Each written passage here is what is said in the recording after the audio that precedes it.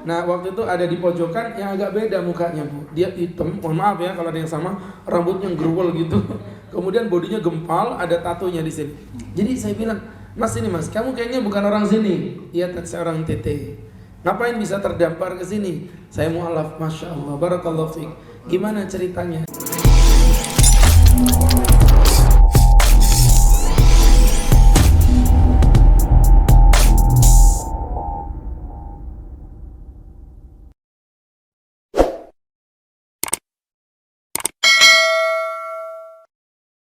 Nah pada kajian perdana kita untuk hari ini, kita akan membahas tentang mengupgrade keimanan. Jadi artinya keimanan ini butuh di-upgrade. Seperti apa gambarannya, mengapa butuh di-upgrade, dan bagaimana cara mengupgrade-nya. Insya Allah akan kita kaji secara terperinci ya Bunda, pada malam hari ini atau pada pagi hari ini insya Allah, dengan izin Allah Subhanahu wa Ta'ala. Iman itu bagaikan baju, begitulah kata Nabi Muhammad SAW. Ya, diriwayatkan dari Abdullah bin Amr, hadis sahih riwayat Al-Hakim. Ya, ini dari Al-Hakim. Kalau nggak dikasih terjemahan Pak Ustadz sengaja, saya kalau presentasi gitu. Kalau saya kasih terjemahan nanti Bapak Ibu kayak baca buku. Kalau kayak gini kan mau nggak mau harus mencatat gitu ya. Itu trik saya Pak. Biar Bapak Ibu tetap fokus gitu ya. Jadi dari Abdullah bin Amr, ini terjemahannya begini. Dari Abdullah bin Amr, qala Nabi SAW, Nabi bersabda, qala, Nabi berkata, innal imana, sesungguhnya iman, la yakhluqu fi jawfi maaf ini kepotong tulisannya. Innal imana la yakhluqu fi jawfi ahadikum kama yakhluqu thawbul khaliq. Jadi sesungguhnya Allah menciptakan iman itu seperti baju. Ya, sebagaimana baju yang dipakai lama-kelamaan akan lusuh, maka keimanan pun juga sedemikian. Keimanan pun semakin lama kita gunakan akan semakin lusuh. Maka di sini dikatakan oleh Nabi, fas'alullaha, maka mintalah engkau kepada Allah, ayyujaddidal imana, untuk kalian memperbarui keimanan fi qulubikum, di dalam hati kalian. Ini menunjukkan bahwa iman itu bukan barang flat ya. Artinya flat, kalau kita belajar sahabat-sahabatku yang berbahagia, bukan barang yang tetap gitu Bu, tetapi dia bisa naik dan bisa turun. Dan Nabi tadi mengumpamakannya seperti pakaian. Baju itu semahal apapun harganya Bu ya. Baju apapun lah yang mahal ya, teman-teman yang berbahagia, itu semua tidak akan mungkin dalam kondisi bagus untuk selama-lamanya. Ya, mau merek apapun lah ya. Misalnya merek, kalau yang Ustadz pakai sih mungkin nggak terlalu mahal ya. Kalau saya itu paling pakai yang ya sedang-sedang lah Bu, kayak Preview, Rabbani, Elzata, Zoya, Safira, Masita, Sisesa, Samase, gitu-gitu aja. Ibu masih ingat aja.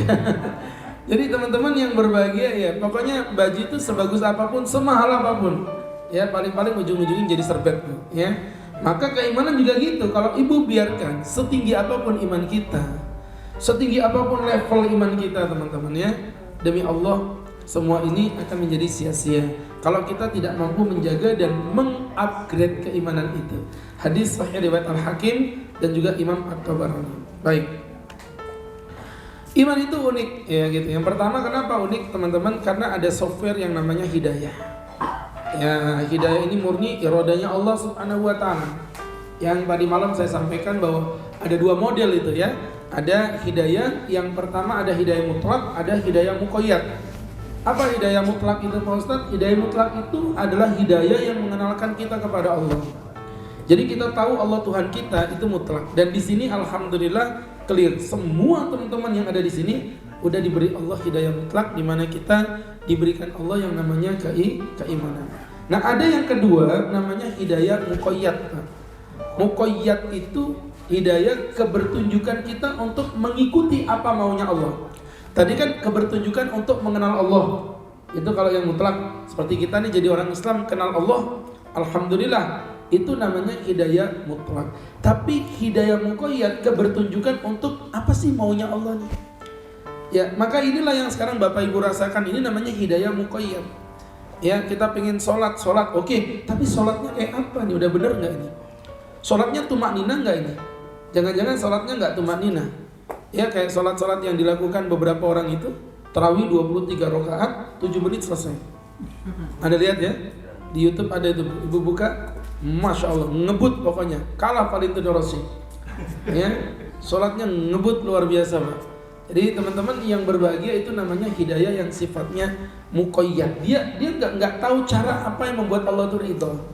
Nah, maka yang kita bahas di sini, iman itu unik karena dia membutuhkan software namanya hidayah. Dan hidayah itu murni permainan Allah Subhanahu wa taala. Tentu munculnya dari ikhtiar kita. Sama kayak kalau ngomong rezeki itu loh Pak. Rezeki di tangan Tuhan, betul. Kalau udah rezeki nggak bakal kemana-mana, betul. Tapi kalau bapak nggak kemana-mana, gimana mau dapat rezeki? Kan gitu kan? Kalau Ustadz nggak jauh-jauh nih sampai ke Bogor, nggak mungkin ngerasain kopi pagi-pagi seperti ini, kopi Bogor ya. Jadi teman-teman, nggak mungkin dikirim ke Kalimantan, ini mustahil. Jadi teman-teman, enggak, maksudnya ini bukti kalau kita tuh ngejar rezeki gitu loh Pak ya. Gitu. Kalau dikirim betulan ya nggak apa-apa kan gitu. Ini kan sekedar kode gitu. Jadi teman-teman, hidayah mutlak itu hidayah mengenal Allah. Dan mungkin teman-teman banyaklah bertanya sama teman-teman yang mu'alaf ya. Saya pernah, ini kalau boleh sedikit cerita, ada teman saya ceramah di daerah ini Pak, apa namanya? Samping kilo 20 sudah masuk kilo 34. Kalau 34 di Balikpapan itu udah bukan Balikpapan, itu udah masuk kecamatan apa itu? Ada yang tahu? Dulu itu namanya Samboja Pak. Tapi sekarang berubah semenjak IKN jadi kecamatan Ja. Namanya Ja. Iya, kan Sambonya udah di penjara tuh, Samboja. Sambonya di mana? Sambonya mana di penjara, Bu? Samboja gitu kan. Jadi sekarang kecamatan Ja. Ya. Jadi teman-teman. Iya. Masih ada yang nganggap serius gini, mukanya gini. Susah kalau ngomong sama kai-kai gini, susah ya. Jadi teman-teman, saya ceramah di daerah Samboja, itu Jawa Pak di sana Pak. Bapak kalau ke sana itu Jawa kerasa Kalimantan di situ. Jadi Jawa murni, anak kecil ngomongnya medok-medok gitu ya. Nah, waktu itu ada di pojokan yang agak beda mukanya, Bu. Dia hitam, mohon maaf ya kalau ada yang sama, rambutnya gerwel gitu. Kemudian bodinya gempal, ada tatonya di sini. Jadi saya bilang, Mas ini Mas, kamu kayaknya bukan orang sini. Iya, saya orang TT. Ngapain bisa terdampar ke sini? Saya mu'alaf, Masya Allah, barakallahu fiik. Gimana ceritanya? Ya, penelitian Pak. Dia meneliti apa namanya tentang ketuhanan yang Maha Esa itu. Jadi konsep tauhid, dia bilang semua agama itu sebenarnya ngajarin tauhid, tapi yang mempraktekkan itu cuma Islam. Makanya Bapak Ibu perhatikan, semua agama pasti Tuhannya ganda. Baik ganda sejenis maupun ganda campuran. Ya. Hanya Islamlah satu-satunya agama yang Tuhannya cuma satu. Dan namanya saya sebut aja namanya Joshua. Joshua ini berpikir gitu loh. Kalau satu instansi dipimpin dua pemimpin aja jadi kacau, gimana dunia sealam jagat raya ini dipimpin oleh beberapa Tuhan? Disitulah dia mulai meneliti. Saya kalau ceritanya panjang ya, nanti keluar tema. Tapi kesimpulannya aja, dia nggak terima dengan konsep Tuhan yang berganda itu. Nah, dia cari agama di itu, dicari di Hindu, Buddha, Konghucu, semuanya agamanya banyak. Nah, saya jujur Islam nggak masuk nominasi karena bagi saya Islam itu seks, kekerasan, darah, pedang, gitu. Itu yang diajarkan para guru-guru kami dulu seperti itu. Jadi Islam nggak masuk nominasi sama sekali. Tapi karena saya sudah kehabisan stok Tuhan, gitu, dimana semua Tuhan sudah dikaji dan ternyata isinya selalu ganda, maka saya mencoba untuk mempelajari Islam dengan cara curi-curi. Apa yang terjadi Pak? Ini ada kejadian unik ini, lucu ini. Ini lucu loh Pak, Bapak nggak ketawa sih Pak ya? Lucu.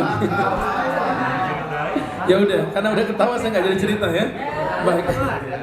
Jadi ceritanya ini lucu Pak. Jadi dia tuh cerita sama saya begini, Pak Ustadz, saya buka Quran, saya cari semua agama Tuhannya pasti ganda. Di Islam itu Masya Allah, saya baru buka halaman yang pertama. Pak, punten ya, orang kalau buka ini buku nih, kalau buka Quran nih misalnya, kalau halaman pertama tuh nganan apa ngiri? Quran? Hah? Nganan. Ya, Quran. Jadi kalau buka Quran itu pasti halamannya kanan begini. Itu baru halaman pertama. Nah, karena Joshua ini nggak ngerti cara buka Quran, dia buka dari kiri. Nah, jadi dia bilang hebatnya di Islam baru halaman pertama, ayat pertama, ayat surat apa paling atas? Al-Ikhlas. Tuhan langsung nampar muka saya dengan kata-kata Qul huwallahu ahad. Katakan Muhammad, katakan Joshua bahwa Tuhanmu adalah satu. Jadi luar biasa, saya bilang untungnya kamu salah buka halaman Joshua. Kalau kamu buka halaman dari depan susah, alif lam mim apa ini alif lam mim gitu kan. Ternyata gara-gara itu akhirnya Joshua masuk Islam. Yang membuat saya terkagum-kagum itu dia mohon maaf Pak, meninggalkan NTT dalam kondisi tidak membawa apapun dalam tubuhnya. Ya kan, hanya uang sekian ratus ribu. Saya tanya, itu dulu milih Balikpapan kenapa kamu? Dia bilang, Pak Ustadz bukan saya yang milih, tapi Allah yang memerintahkan saya untuk ke Balikpapan. Karena waktu itu saya dalam kejaran saudara saya yang mau membunuh saya cuma bilang begini, Tuhan saya mau naik kapal manapun yang berangkat pertama kali itu saya ikuti. Dilalah kapal itu berhenti di pelabuhan Semayang dan itu pelabuhan Balikpapan. Dan saya sempat ngemper pinggir jalan, Pak Ustadz ngangkut sayur di pasar, dikasih 5.000, 3.000. Dan saya tidur di pinggir jalan, ketemu dengan Pak Haji, orang kecamatan mana tadi? Jah, begitu ya. Akhirnya saya dipanggil, ayo sudah sini, Jos ikut aku aja, ngurusin musola di rumahku. Dan akhirnya saya digaji dan alhamdulillah sekarang saya udah menjadi guru ngaji. Saya udah hidup dengan keluarga yang baru, dengan kehidupan yang baru dan dengan agama yang baru. Satu kadang-kadang merenung, ya Allah, orang yang kayak gini nih, yang dianggap remeh sama manusia, merasakan proses yang pahit hanya untuk berkata Allah Tuhanku. Sedangkan kita ini Bu, mohon maaf yang kelihatannya kayak tinggi-tinggi gini, padahal kita nggak pernah ngerasain apa yang dirasakan oleh si Joshua tadi. Nah itu makanya software hidayah itu luar biasa. Allah yang menentukan Pak. Itu poin pertamanya. Poin keduanya, tidak mengenal kerabat dan terdekat. Makanya teman-teman perhatikan. Coba ya, ada yang suaminya kafir, buajingan kelas kakap, istrinya wanita salihah. Contohnya siapa namanya? Fir'aun itu Masya Allah Pak, luar biasa. Bunda Asia itu bisa hidup dengan wanita emas surgawi ini hidup sama orang yang dilaknat dan dikutuk sama Allah. Gak ada hubungannya. Ada lagi yang suaminya soleh, istrinya yang kurang ajar. Siapa itu? Nabi Lut, Nabi Nuh. Dua nabi ini diuji dengan istri yang durhaka. Ada yang suaminya kurang ajar, istrinya kurang ajar. Top markotop ini. Siapa ini? Abu Lahab, betul. Suaminya kurang ajar, istrinya wamro'atuhu hammalatal hatab. Ya, pembawa kayu bakar. Kenapa? Karena dia menyebarkan berita hoax tentang keburukan Nabi. Dan ada yang suaminya solih, istrinya solihah, bahkan anaknya jadi nabi. Siapa itu? Nabi Ibrahim.